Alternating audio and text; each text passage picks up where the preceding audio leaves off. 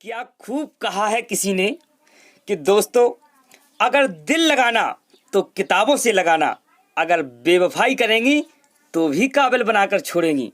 नमस्कार दोस्तों, मैं गणपत आपके अपने YouTube चैनल एग्जाम मंत्र में हार्दिक स्वागत करता हूं।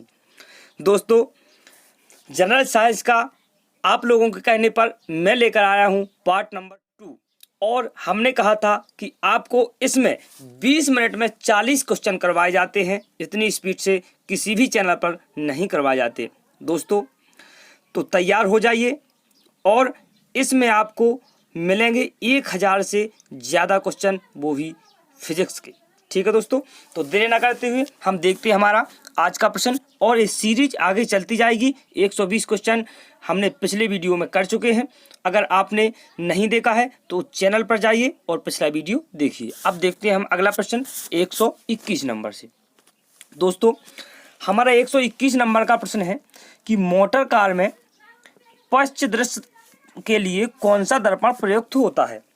दोस्तों, पश्च दृश्य अर्थात पीछे का दृश्य देखने के लिए मोटर कार में कौन सा दर्पण प्रयोग में लाया जाता है। तो दोस्तों देखिए, हम बताते हैं कि विथ प्रूफ के साथ लाते हैं। तो आरआरबी 2005, यूपी पीसीएस 2011 और 2015 में आया हुआ क्वेश्चन है दोस्तों।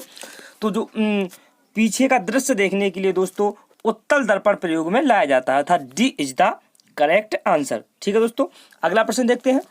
हमारा अगला प्रश्न है कि दाढ़ी बनाने के लिए काम में लेते हैं। दोस्तों, कौन सा दर्पण दाढ़ी बनाने के काम में लेते हैं। ये भी बीपीएससी और 1999 और पॉलिटेक्निक 2008 में पूछा गया क्वेश्चन है। तो दोस्तों, दाढ़ी बनाने के लिए हम लोग अवतल दर्पण प्रयोग में लेते हैं। तो दोस्तों ए इज द करेक्ट आंसर, अर्थात दाढ़ी बनाने के लिए कौन सा दर्पण प्रयोग में लेते हैं हम, ए अवतल दर्पण। ठीक है दोस्तों, अगला प्रश्न है हमारा, मानव आंख की रेटिना पर कैसा प्रतिबिंब बनता है। मानव आंख की रेटिना पर कैसा प्रतिबिंब बनता है। आरआरबी 2005 में पूछा गया क्वेश्चन है और पॉलिटेक्निक 2007 में पूछा गया क्वेश्चन है। तो दोस्तों, मानव आंख की रेटिना पर वास्तविक और उल्टा प्रतिबिंब बनता है, अर्थात ए इज द करेक्ट आंसर। तो वास्तविक तथा उल्टा प्रतिबिंब बनता है। हमारा अगला प्रश्न है दोस्तों, 1.5 मीटर लंबे व्यक्ति को अपना संपूर्ण प्रतिबिंब देखने के लिए आवश्यक दर्पण की न्यूनतम लंबाई होगी। ये भी देखो आरआरबी 2004 और एनडीए 2011 में पूछा गया क्वेश्चन है। तो दोस्तों आपको बता दें हम, यदि 1.5 मीटर लंबे व्यक्ति को अपना संपूर्ण प्रतिबिंब देखना है दर्पण में, तो उस दर्पण की जो लंबाई होनी चाहिए दोस्तों, वो कैसी होनी चाहिए, आधी होनी चाहिए, अर्थात 1/2 होनी चाहिए। तो दोस्तों, चाहे कितना भी लंबा आदमी हो या किसी भी वस्तु की लंबाई का हमें प्रतिबिंब अगर दर्पण में देखना है तो उसकी लंबाई कितनी होनी चाहिए, 1/2। जब 1/2 होनी चाहिए तो दोस्तों व्यक्ति कितना लंबा है, 1.5 मीटर लंबा है। इसका आधा करेंगे तो कितना हो जाएगा, 7.5। ठीक है दोस्तों, तो दर्पण की जो न्यूनतम लंबाई होगी वो क्या होगी, 0.75 मीटर, अर्थात B is the correct answer. अगला प्रश्न देखते हैं दोस्तों। अगला प्रश्न है कि जब कोई वस्तु दो समानांतर समतल दर्पणों के बीच रखी जाती है, जब कोई वस्तु दो समानांतर समतल दर्पणों के बीच रखी जाती है तो बने हुए प्रतिबिंबों की संख्या क्या होगी। यूपी पीसीएस 1994 में पूछा गया क्वेश्चन है दोस्तों। और बहुत लोगों ने पढ़ा होगा हाई स्कूल की परीक्षा में, हाई स्कूल की किताबों में, कि जब कोई वस्तु दो समानांतर समतल दर्पणों की, किनके, समतल दर्पणों के बीच बनाई जाती है तो जो प्रतिबिंब की संख्या होगी वो अनंत होगी, अर्थात D is the correct answer. अगला प्रश्न है दोस्तों हमारा, पानी में हवा का बुलबुला वैसे ही काम करेगा जैसा करता है, क्या करता है, उत्तल दर्पण, अवतल दर्पण, उत्तल लेंस या अवतल लेंस। आईएएस में पूछा, आईएएस और पीसीएस 1995 और 2002 में पूछा गया क्वेश्चन है दोस्तों। बहुत ही इंपॉर्टेंट क्वेश्चन है। ऐसे ही क्वेश्चन करने के लिए आप हमसे जुड़े रहिए और अगर आपने अभी तक चैनल को सब्सक्राइब नहीं किया है तो सब्सक्राइब कर लीजिए। तो दोस्तों, पानी का जो बुलबुला, अब पानी में हवा का बुलबुला होता है वो किस तरह काम करता है, उत्तल लेंस की तरह। किस तरह काम करता है, उत्तल लेंस की तरह, अर्थात D is the correct answer. अब दोस्तों अगला प्रश्न है हमारा कि धूप के चश्मे की क्षमता होती है, जो धूप में चश्मा लगाते हैं दोस्तों, धूप में चश्मा पहनते हैं उसकी जो क्षमता कितनी होती है। तो दोस्तों यूपी पीसीएस में पूछा गया क्वेश्चन है। तो धूप के जो चश्मा है दोस्तों उसकी क्षमता होती है 0 डायोप्टर, अर्थात ए इज द करेक्ट आंसर। धूप के चश्मे की क्षमता कितनी होती है? 0 डायोप्टर। अगला प्रश्न दोस्तों, यदि किसी ऐनक के लेंस का पावर 2 डायोप्टर हो, कितने? 2 डायोप्टर हो, तो इसकी फोकस दूरी कितनी होगी?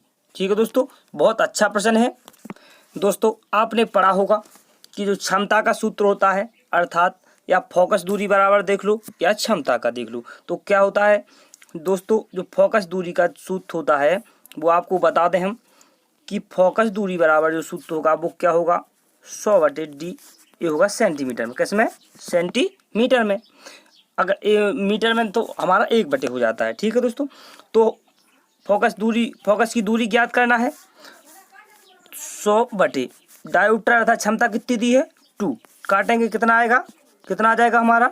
50 सेंटीमीटर। ठीक है दोस्तों, कितना आ जाएगा? 50 सेंटीमीटर। तो क्या सी इज द करेक्ट आंसर? यदि किसी ऐनक के लेंस का जो पावर है, क्षमता है और 2 डायोप्टर है, तो इसके फोकस की दूरी कितनी होगी? 50 सेंटीमीटर। ठीक है दोस्तों, अगला प्रश्न है हमारा, किसी अपारदर्शी वस्तु का रंग उस रंग के कारण होता है जिसे वह, देखो, किसी अपारदर्शी वस्तु का रंग उस रंग के कारण होता है जिसे वह क्या करता है? अवशोषित करता है, परावर्तित करता है, परावर्तित नहीं करता है, प्रकीर्णित करता है। IAS 1994 में पूछा गया क्वेश्चन है। तो दोस्तों आपको बता दें कि अपारदर्शी वस्तु का रंग उस वस्तु के कारण होता है जिसे वह परावर्तित नहीं करता है। ठीक है दोस्तों, जिसे वह परावर्तित नहीं करता है। जो अपारदर्शी रंग होता है वो क्या होता है कि जो परावर्तित नहीं करता है, तो वो परावर्तित नहीं करता है, इसलिए वो क्या अपारदर्शी होती है। अब देखते हैं दोस्तों अगला प्रश्न है कि लाल कांच को अधिक ताप पर गर्म करने पर वह दिखाई देगा, कैसा देगा? यदि लाल कांच है, यदि उसे हम अधिक तापमान पर गर्म कर दें तो वो कैसा दिखाई देगा? दोस्तों RRB 2005 में पूछा गया क्वेश्चन है। तो दोस्तों आपको बता दें कि यदि हम किसी लाल कांच को अधिक ताप पर गर्म करते हैं तो वह हमें हरा दिखने लगता है। कैसा दिखने लगता है? हरा। B is the correct answer. अगला प्रश्न है हमारा कि प्रकाश का रंग निश्चित किया जाता है। प्रकाश का रंग निश्चित किया जाता है, बताइए दोस्तों। ये भी RRB 2003 में पूछा गया क्वेश्चन है। तो दोस्तों जो प्रकाश का रंग है वो तरंग धैर्य के द्वारा निश्चित किया जाता है, अर्थात सी इज द करेक्ट आंसर। तो प्रकाश का रंग किसके द्वारा निश्चित किया जाता है? तरंग धैर्य द्वारा। अब हमारा अगला क्वेश्चन है, 3 रंग मूल रंग हैं, कौन कौन से मूल रंग हैं? बताइए। जो 3, इनमें से कौन कौन से मूल रंग हैं? नीला पीला लाल, नीला हरा लाल, पीला हरा लाल या नीला पीला हरा। देखो दोस्तों बहुत बार पूछा गया क्वेश्चन है दोस्तों।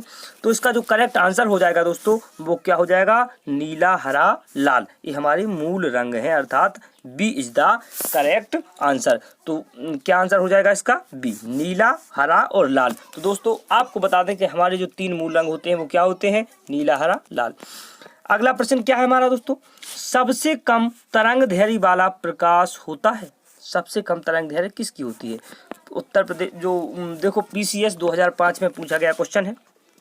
तो दोस्तों आपको बता दें कि जो सबसे कम तरंग धैर्य होती है वो होती है बैगनी की। सबसे ज्यादा किसकी होती है? लाल की।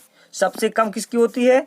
सबसे कम होती है बैगनी की और सबसे कम होती है लाल की। तो हमारा जो इसका जो करेक्ट आंसर हो जाएगा वो क्या हो जाएगा? डी, क्योंकि क्या पूछा है? सबसे कम। तो D is the correct answer. अब हमारा अगला प्रश्न है दोस्तों, जब प्रकाश के लाल हरा व नीला रंगों को समान अनुपात में मिलाया जाता है तो परिणामी रंग कौन सा होता है? दोस्तों आपको इसका तो प्रैक्टिकल ही करना है घर पर। लाल रंग लीजिए, हरा लीजिए और नीला रंग लीजिए और तीनों रंगों को समान मात्रा में मिलाइए, तब आपको देखना है कि कौन सा रंग बनता है, बाद में हमारा क्या आता है। और जो रंग बनेगा वो आपको कमेंट बॉक्स में लिखना है, लेकिन फिलहाल में हम आपको इसका आंसर बता देते हैं।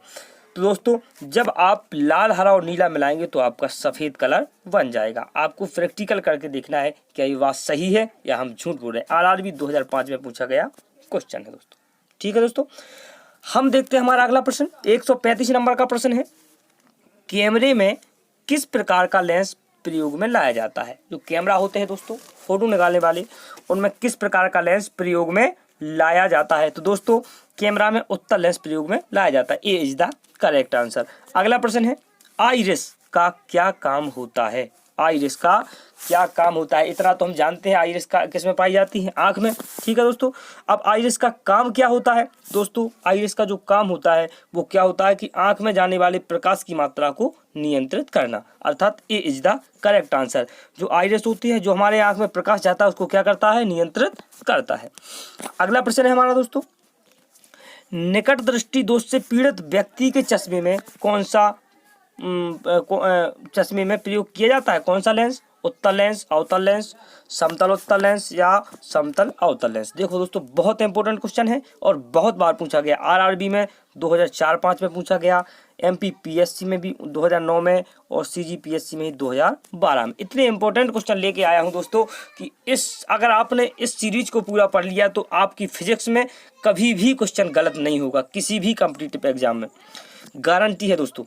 तो दोस्तों निकट दृष्टि दोष से पीड़ित व्यक्ति के लिए आपको बता दें कि अवतल लेंस प्रयोग में लाया जाता है। कौन सा? अवतल लेंस। ठीक है दोस्तों, तो C is the correct answer. High school में बहुत बार पढ़ाया जाता है।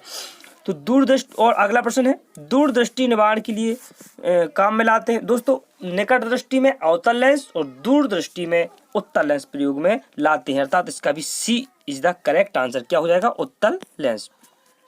अगला जो हमारा क्वेश्चन है वो क्या है कि दूरबीन का आविष्कार किया था? दूरबीन का आविष्कार किसने किया था? गैलीलियो ने, गुटेनबर्ग ने, ग्राहम बेल ने या एडिसन ने? बहुत लोग इसका सही आंसर दे रहे होंगे, दीजिए कमेंट बॉक्स में तुरंत आंसर। तो दूरबीन का आविष्कार किसने किया था? तो ए इज द करेक्ट आंसर। किसने किया था? गैलीलियो ने।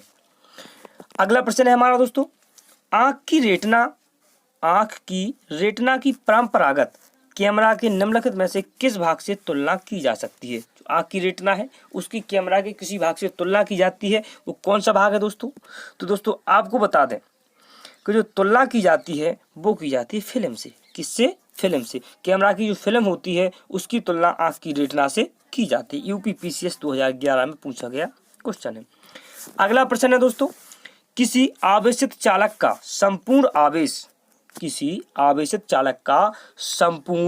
आवेश क्या होता है? बाहरी पृष्ठ पर रहता है। ठीक है दोस्तों, अर्थात B is the correct answer. आपको बता दें बी इज द क्या हो जाएगा हमारा? Correct answer. ठीक है दोस्तों, B is the correct answer. बाहरी पृष्ठ पर रहता है। जो आवेश चालक का संपूर्ण आवेश है उसके बाहरी पृष्ठ पर रहता है।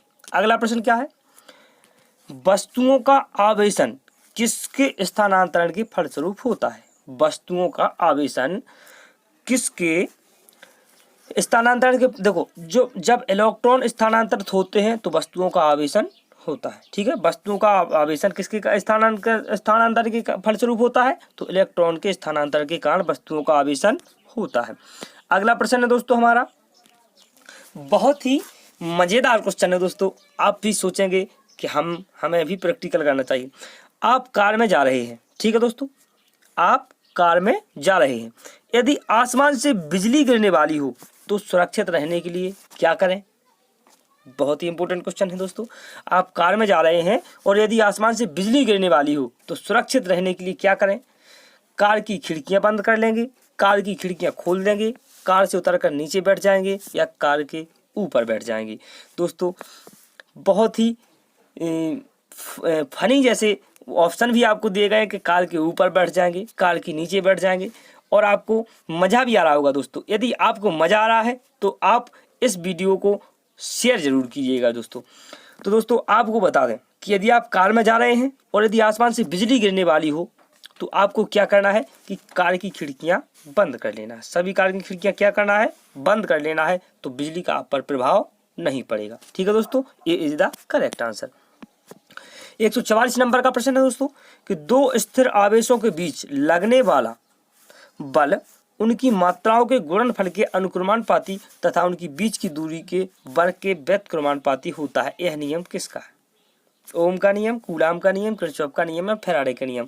दोस्तों जल्दी जल्दी आप कमेंट बॉक्स में आंसर दीजिए और बताइए कि दो स्थिर आवेशों के बीच लगने वाला बल उनकी मात्राओं के गुणनफल के अनुक्रमानुपाती तथा उनकी बीच की दूरी के वर्ग के व्युत्क्रमानुपाती होता है। दोस्तों बहुत लोगों ने हाई स्कूल में जरूर पढ़ा होगा। अगर जिसने हाई स्कूल में अच्छे से पढ़ा है तो दोस्तों ये किसका नियम है दोस्तों, ये है कूलाम का नियम। C is the correct answer. Coulomb का नियम क्या होता है दोस्तों, कि दो स्थिर आवेशों के बीच लगने वाला बल उनकी मात्राओं के गुणनफल के अनुक्रमानुपाती तथा उनकी बीच की दूरी के वर्ग के व्युत्क्रमानुपाती होता है।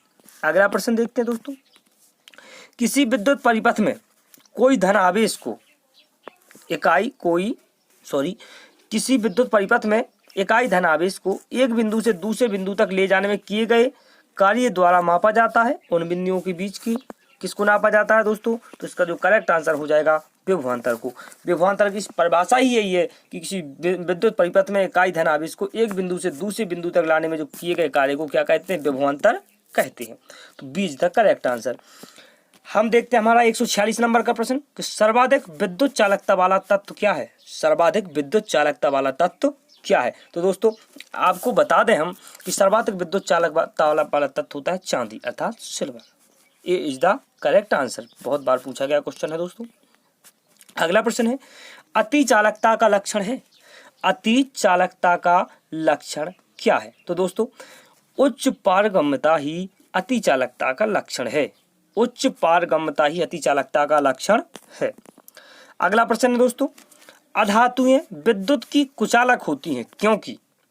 अधातुएं विद्युत की कुचालक होती हैं क्योंकि उनमें मुक्त इलेक्ट्रॉन नहीं होते। दोस्तों अधातु होती है उनमें क्या है, मुक्त इलेक्ट्रॉन नहीं होते हैं, इसलिए वो विद्युत की कुचालक होती है। यदि उनमें मुक्त इलेक्ट्रॉन अगर होते तो वो क्या है, विद्युत की सुचालक हो जाती और उनमें विद्युत प्रवाहित हो जाती, इसलिए ए इज द करेक्ट आंसर। उनमें मुक्त इलेक्ट्रॉन नहीं होते। अगला प्रश्न क्या है दोस्तों, तांबा मुख्य रूप से विद्युत चालन के लिए प्रयोग किया जाता है। तांबा विद्युत चालन मुख्य रूप से किस विद्युत चालन के लिए प्रयोग किया जाता है, विद्युत चालन के लिए प्रयोग किया जाता है क्योंकि इसका गलनांक अधिक होता है, यह सस्ता होता है, यह टिकाऊ होता है, इसकी विद्युत प्रतिरोधकता निम्न होती है। देखो कुछ ऑप्शन तो हमें ऐसे फर्जी दिखाई दीजिए, यह सस्ता होता है या टिकाऊ होता है, ये तो क्या है, फर्जी ऑप्शन है। ठीक है दोस्तों, अब ऑप्शन रहेगा आपके दो, तो दोस्तों इसका जो करेक्ट आंसर हो जाएगा क्या हो जाएगा, डी। इसकी जो विद्युत प्रतिरोधकता है क्या है, निम्न होती है, इसी कारण से तांबा मुख्य रूप से विद्युत चालन के लिए प्रयोग किया जाता है। D is the correct answer. अगला प्रश्न देखते हैं दोस्तों, हमारा अगला प्रश्न है 150 नंबर का प्रश्न है कि आपस में जुड़ी दो आवेशित वस्तुओं के बीच विद्युत धारा नहीं बहती यदि वे होती हैं समान आवेश पर, समान धारिता पर, समान विभव पर, समान प्रतिरोध पर। तो 150 नंबर का क्वेश्चन हो जाएगा हमारा सी। यदि आपस में जुड़ी दो आवेशित वस्तुओं के बीच विद्युत धारा नहीं बहती है यदि वे समान विभव पर होती हैं, तो यदि समान विभव पर होती हैं तो उनके बीच विद्युत धारा नहीं बहेगी। अगला प्रश्न है दोस्तों, प्रत्यावर्ती धारा अर्थात एसी को डिस्क धारा डीसी में परिवर्तित करने वाली युक्ति को क्या कहते हैं। अर्थात एसी को किसमें बदलना है, डीसी में परिवर्तित करने वाली युक्ति को क्या कहते हैं। देखो सीपीएससी और एसएससी 2013 में पूछा गया क्वेश्चन है, अर्थात बहुत इंपोर्टेंट क्वेश्चन है। तो दोस्तों एसी को डीसी में बदलने वाली युक्ति को हम कहते हैं रेक्टिफायर। क्या कहते हैं, रेक्टिफायर, अर्थात सी इज द करेक्ट आंसर। ठीक है दोस्तों, अगला प्रश्न देखते हैं हम 152 नंबर का प्रश्न है हमारा कि विद्युत फिटिंग्स में एक तार को भू संपर्कित किया जाता है, इसका क्या कारण है। दोस्तों जब हम लाइट फिटिंग करते हैं तो जो एक तार है उसको धरती से क्या किया जाता है, संपर्क किया जाता है, अर्थात भू संपर्कित किया जाता है। इसका क्या कारण है, तो दोस्तों आपको बता दें हम कि यदि लघु पतन अर्थात शॉर्ट सर्किट हो जाए तो धारा भूमि में चली जाएगी। ठीक है दोस्तों, आपको बता दें कि जो विद्युत फिटिंग में एक तार को भू संपर्कित क्यों किया जाता है, इसलिए किया जाता है कि यही कहीं पर शॉर्ट सर्किट हो जाए, अर्थात लघु पतन इसी को कहते हैं शॉर्ट सर्किट को, फॉल्ट हो जाए तो जो धारा है वो किस में चली जाएगी, भूमि में चली जाएगी और किसी को नुकसान नहीं होगा। अगला प्रश्न देखते हैं दोस्तों, विभवांतर का मात्रक क्या होता है। सभी लोग इसका आंसर बहुत जल्दी दे देंगे, तो सभी लोग कमेंट में इसका आंसर दीजिए। विभवांतर का मात्रक क्या होता है, तो विभवांतर का मात्रक वोल्ट होता है। अगला प्रश्न देखते हैं दोस्तों, 153 नंबर का क्वेश्चन है हमारा, विभवांतर का मात्रक क्या होता है। हम देख चुके हैं वोल्ट होता है, अर्थात 154 नंबर का प्रश्न देखेंगे। एक आदर्श वोल्ट मीटर का प्रतिरोध होता है। एक आदर्श वोल्ट मीटर का प्रतिरोध क्या होता है, तो दोस्तों आपको बता दें कि एक आदर्श वोल्ट मीटर का जो प्रतिरोध होता है वो अनंत होता है। क्या होता है, अनंत। बिल्कुल दोस्तों, बहुत लोग इस क्वेश्चन को गलत करते हैं, लेकिन आज से आपको इस क्वेश्चन को गलत नहीं करना है। एक आदर्श वोल्ट मीटर का प्रतिरोध अनंत होता है। ठीक है दोस्तों, अब देखते हैं हम 155 नंबर का क्वेश्चन। क्या है हमारा 155 नंबर का क्वेश्चन? प्रतिरोध का मात्रक क्या है? सभी लोग बताएंगे प्रतिरोध का मात्रक क्या होता है? Ohm. D is the correct answer. आप देखो, बहुत ही इंपॉर्टेंट क्वेश्चन है दोस्तों। क्या है कि घरों में लगे पंखे, बल्ब आदि लगे होते हैं। जो घरों में पंखे, बल्ब, लाइट आदि लगे होते हैं वो किस क्रम में लगे होते हैं? श्रेणी क्रम में, समांतर क्रम में, मिश्रित क्रम में या किसी भी क्रम में?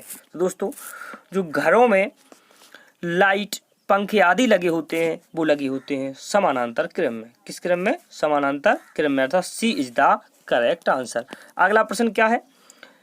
किसी चालक के सिरों के बीच विभवांतर उसमें बहने वाली धारा के समानुपाती होता है। किसी चालक के सिरों के बीच विभवांतर उसमें बहने वाली धारा के समानुपाती होता है।